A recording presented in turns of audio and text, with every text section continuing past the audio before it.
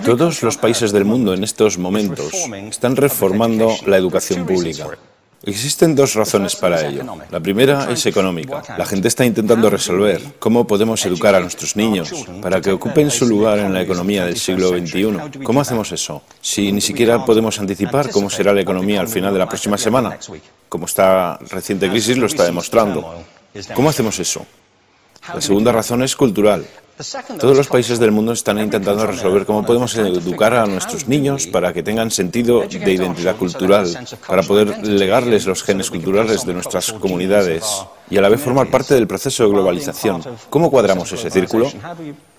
El problema es que están intentando enfrentarse al futuro, a base de hacer lo mismo que en el pasado. Y en el proceso están alineando a millones de niños que no ven ninguna utilidad en asistir a la escuela. Cuando nosotros íbamos al colegio, nos retenían allí con la historia de que si trabajábamos mucho y sacábamos buenas notas y luego estudiábamos un título universitario, tendríamos un trabajo. Nuestros hijos no se creen eso.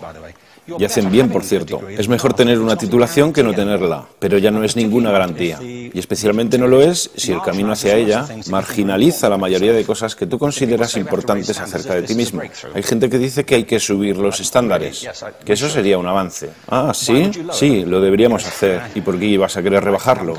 No me he encontrado con ningún argumento que me convenza para bajarlos. Pero subirlos, por supuesto que habría que subirlos. El problema es que el sistema educativo actual fue diseñado, concebido y estructurado para una era diferente.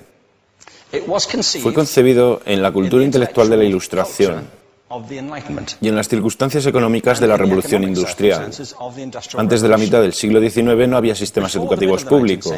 En realidad no. O sea, podrías estudiar con los jesuitas si tenías dinero, pero la educación pública, pagada con los impuestos, obligatoria para todo el mundo, gratuita y a la vuelta de la esquina, era una idea revolucionaria. Y mucha gente se opuso a ello. Decían, no es posible para muchos niños pobres que están en la calle beneficiarse de la educación pública. Son incapaces de leer y escribir. ¿Por qué perder tiempo con esto? Y también se asienta sobre una serie de suposiciones sobre la estructura social y la capacidad de las personas. Fue dirigido por el imperativo económico de aquel momento, pero a lo largo de todo ello se infiltró el modelo intelectual de la mente, el cual era esencialmente la idea que la Ilustración tenía sobre la inteligencia. La auténtica inteligencia consistía en cierta capacidad para el razonamiento deductivo y un conocimiento amplio de la cultura clásica. Se podría resumir en capacidad académica. Y esta idea está fuertemente enraizada en la reserva genética de la educación pública. El creer que hay dos tipos de personas, académicas y no académicas, y la consecuencia de eso es que mucha gente brillante se creen que no lo son porque han sido evaluados siguiendo este concepto de mente. Así que tenemos dos pilares gemelos, el económico y el intelectual. Y desde mi punto de vista, este modelo ha causado caos en la vida de mucha gente. Ha habido gente que se ha beneficiado maravillosamente de él, pero la mayoría de la gente no. En lugar de beneficiarse, sufren de esto. Una epidemia moderna, mal ubicada y también ficticia. Esta es la plaga del síndrome de déficit de atención e hiperactividad, TDAH. Este es un mapa de la incidencia del TDAH en Estados Unidos. El mapa de prescripciones médicas para el TDAH. No me malinterpreten. No quiero decir que el síndrome de déficit de atención no exista. Yo no tengo la formación necesaria para ello. Sé que la amplia mayoría de psicólogos y pediatras creen que sí, pero aún es un tema a debatir. Lo que sí me consta es que no se trata de una epidemia.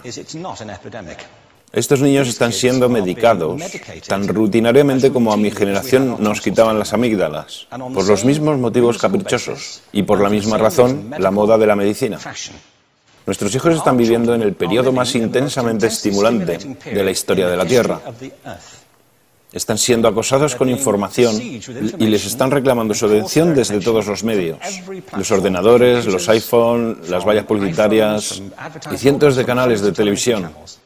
Y nosotros les penalizamos por distraerse. ¿Distraerse de qué? Cosas que son un aburrimiento, en la escuela sobre todo. Me parece a mí que no es totalmente una incidencia el hecho de que la incidencia del TDAH haya crecido paralela al incremento de los test estandarizados. A estos niños se les está dando cosas como Ritalin, Adderall, a menudo medicación bastante peligrosa, solo para hacer que se concentren y se calmen. Pero según esto, el déficit de atención aumenta al ir al este de este país. La gente empieza a perder el interés en Oklahoma.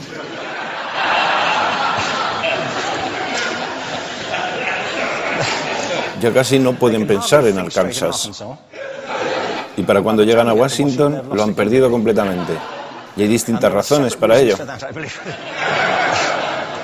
Es una epidemia ficticia. Si lo piensas, las artes, y no quiero decir que sea exclusivo de las artes, creo que también es cierto para las ciencias y para las matemáticas, pero permítanme hablar en particular de las artes, porque ellas son las víctimas de esta mentalidad en especial. Las artes tratan especialmente la idea de experiencia estética. Una experiencia estética es una en la que tus sentidos están funcionando a su máxima capacidad. Cuando te hallas presente en el momento actual, cuando vibras con la emoción de lo que estás experimentando, cuando estás plenamente vivo. Y la anestética es cuando cierras tus sentidos y te atontas ante lo que está sucediendo. Y muchos de estos medicamentos hacen eso. Estamos haciendo pasar a nuestros hijos por el sistema educativo a base de anestesiarlos. Y yo creo que deberíamos estar haciendo exactamente lo contrario. No deberíamos adormilarlos, sino despertarlos para que vean lo que sucede en su interior. Pero el modelo que tenemos es este. Yo creo que tenemos un sistema educativo modelado del interés de la industria a su imagen y semejanza. Les daré un par de ejemplos. Las escuelas aún están organizadas como si fueran fábricas. Tienen timbres que suenan, instalaciones separadas, están especializadas por asignaturas. Aún educamos a los niños por lotes. Les hacemos pasar por el sistema según su grupo de edad. ¿Por qué hacemos eso? ¿Por qué suponemos que lo más importante que los niños tienen en común es su edad? Parece como si lo más importante de ellos fuese su fecha de fabricación, ¿no?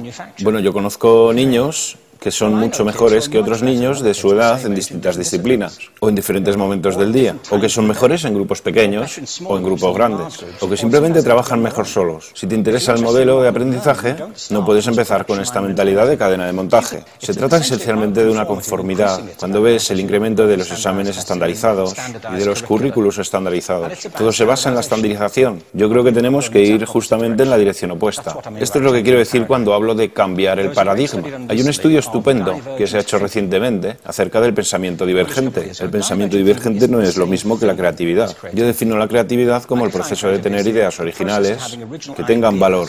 Pensamiento divergente no es sinónimo de creatividad, pero es un componente esencial de la misma. Es la capacidad de ver montones de respuestas posibles a una cuestión. Montones de maneras diferentes de interpretar una cuestión. Pensar lateralmente, como lo llamó Edward de Bono. No pensar solamente de manera lineal o convergente. Ser capaz de ver múltiples respuestas y no solo una. Así que yo diseñé un test para esto y voy a inventarme un ejemplo. A la gente se le puede preguntar cuántos usos se le ocurren para un clip. A la mayoría se les ocurren unos 10 o 15. A la gente que se le da bien se le pueden ocurrir 200. Y lo hacen porque preguntan, ¿el clip podría estar hecho de goma y medir 60 metros? ¿Tiene que ser un clip tal como lo conocemos? Bueno, pues diseñé el test y lo probé con 1.500 personas. En un libro titulado Más allá del punto de ruptura, y en el protocolo del test, si superabas una puntuación determinada, se te consideraba un genio del pensamiento divergente. Así que quiero preguntarles, ¿qué porcentaje de la gente que hizo el test puntuó como genio en pensamiento divergente? Y debo decir una cosa más acerca de ellos. Eran niños de jardín de infancia. Así que, ¿qué opináis? ¿Qué porcentaje de genios?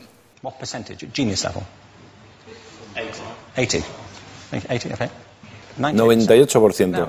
Bueno, la cuestión es que era un estudio longitudinal, así que los mismos niños volvieron a hacer el test 5 años después, en edades entre 8 y 10 años. ¿Qué pensáis? ¿50%? Volvieron a hacerles el test otra vez, 5 años más tarde, cuando tenían entre 13 y 15 años de edad. Y se observa una tendencia, ¿no? Bueno, esto nos indica algo interesante, porque se supone que tendría que ser al revés, ¿no? Empiezas no siendo muy bueno, pero mejoras a medida que te haces mayor. Pero esto demuestra dos cosas. Una es que todos nosotros tenemos esta capacidad. Y la otra es que esta capacidad se deteriora en general. Muchas cosas les han pasado a estos niños durante su crecimiento, pero yo estoy convencido que lo que más les ha influenciado es que a estas alturas ya han obtenido una educación académica. Se han pasado 10 años en la escuela, oyendo que solo hay una respuesta correcta. Esta es la parte de atrás del libro, pero no la mires. Y no copies, porque eso es engañar. Fuera de las escuelas, a eso se le llama colaboración. Esto no sucede porque los docentes así lo quieran. Es simplemente porque sucede así. Es porque se halla presente en la reserva genética de la educación. Tenemos que pensar de forma diferente acerca de la capacidad humana. Tenemos que superar esta vieja idea acerca de lo académico y lo no académico, lo abstracto, lo teórico, lo vocacional, y empezar a verlo como lo que es, un mito.